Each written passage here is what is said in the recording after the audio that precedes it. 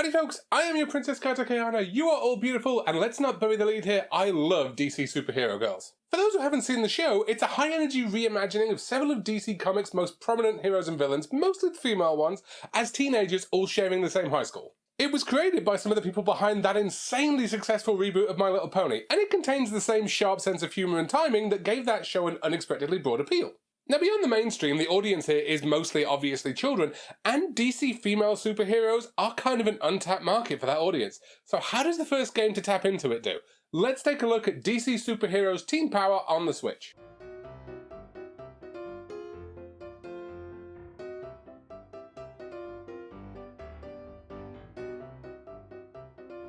So unfortunately, it must be said, Teen Power does not make a good first impression.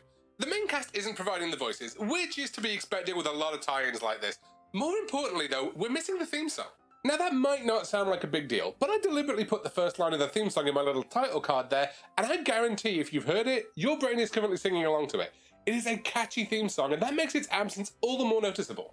When you start the game up and the intro menu don't have that theme song and you don't have the main voice cast, you get this kind of cheap cash-in feel to the whole thing, which is a shame because graphically they've absolutely nailed the look. When the game was first announced, many hardcore gamers took to social media to decry Nintendo releasing a game with PS2 era graphics on the Switch. Now Nintendo were partly to blame for this, they have not learned their lesson about what to put at the end of a direct, expectations are always sky high. Putting the Teen Power trailer there was throwing a stake to wolves, especially as I imagine a lot of gamers are unaware of the source material, so I understand their criticism. Here's the thing though, if you've ever watched DC Superhero Girls, Teen Power absolutely nails both the look and sound of the show. As it happens, I have a 6-year-old in the house who enjoys DC Superhero Girls, well, a tiny bit less than me honestly, but he watches the show.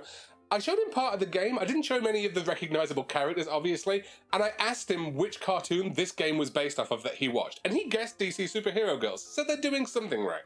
That said, if they've nailed the look, how does the game play?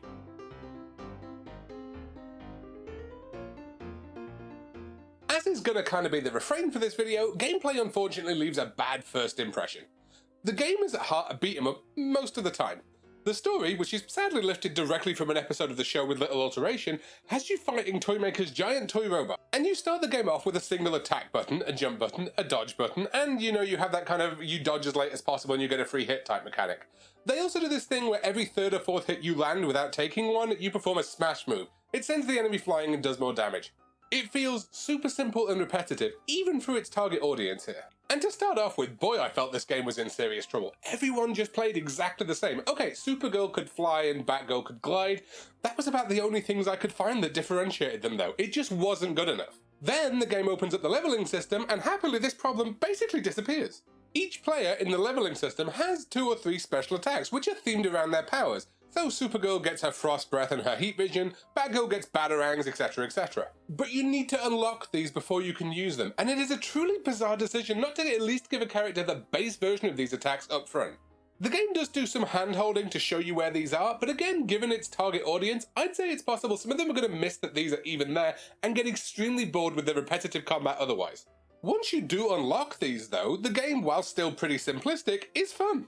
There isn't a great deal of variety when the girls are in costume. Most of the missions centre around destroying a certain number of enemies or defending a building, but the main story is 7 or 8 hours long, and therefore it doesn't overstay its welcome. The missions don't really get all that repetitive. Something else I will say is, again obviously based on the game's target audience, it's mostly pretty easy if you don't want to get a full mission rating. The mission ratings go from 1 to 3 stars and then platinum, and honestly, I don't know if I can get some of the platinums in this game. They are tough. Good replayability value there.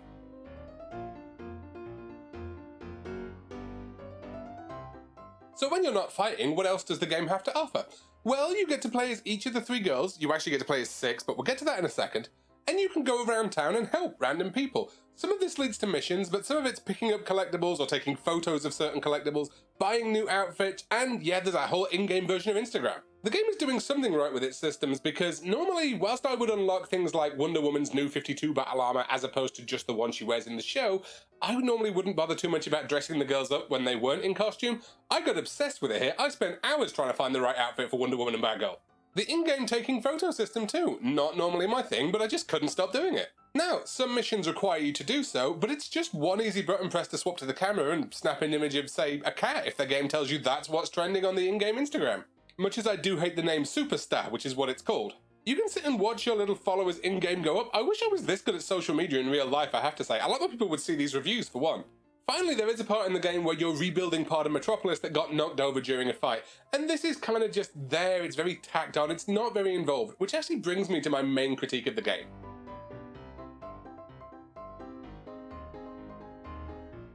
I want to start off by saying I don't like discussing this. It's really difficult to try and say, with no knowledge of the development of this game, how much they should be selling it for.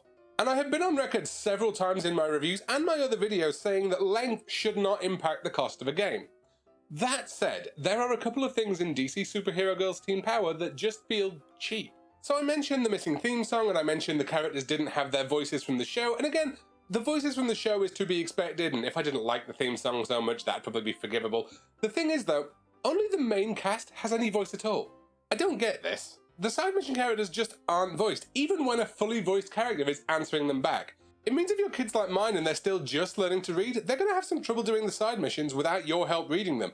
It just comes off as half-finished. Adding to that, I already spoke about people saying the game had PS2 era graphics and why that wasn't really true. We do have one PS2 era relic in here I could do without though. Invisible walls. This might not be an issue of budget as much as one of design, but there's a really simple rule. If I can't go somewhere, it shouldn't look like I'm able to. Anything else feels really cheap. Look here, I can't get to this intersection. The street I'm in is obviously accessible, the one I'm trying to get to is accessible, this square is blocked off for no particular reason. It absolutely does not give off the feeling of being a AAA title, and this game has a AAA price tag. Now my final critique of the game is kind of a mashup of that cheap feeling and giving a bad first impression. You might think from the review that there are only 3 playable characters, because I certainly did for quite some time. I was wrong about that though. So far in the review, I mentioned Supergirl, Batgirl, and Wonder Woman when referring to characters being playable. Sadly, Zatanna, Bumblebee, and Green Lantern aren't. This is a real bummer, not least because one of my favourite characters is Green Lantern, and she's not in the all-girl version of DC's Holy Trilogy, who are all we get to play as. This was going to be a huge point of critique. Up until I got further into the game and I realised I could play as Harley Quinn, Catwoman, and Star Sapphire. Now the villains are all fully fleshed out characters, they're not reskins or anything, so you do have 6 fully playable, unique characters, which is about the right amount in my opinion. Seems like a weird decision though. I get Harley Quinn, she's kind of an anti-hero, she's super popular within the DC universe, but was anyone really asking to play Star Sapphire over, say, playing Green Lantern?